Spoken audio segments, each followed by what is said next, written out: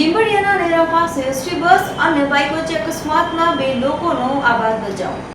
ધારી Amreli road ઉપર ST bus અને બાઇકનો અકસ્માત સર્જાયો હતો। ધારી અમરેલી રોડ ઉપર લીંબડિયાના નેરા પાસે એસટી બસ અને બાઇકનો અકસ્માત થયો હતો।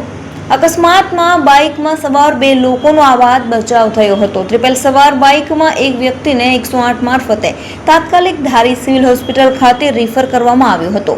ત્યારબાદ ઇજાગ્રસ્તને વધુ સારવાર માટે અમરેલી ખાતે રિફર કરવામાં આવ્યો હતો।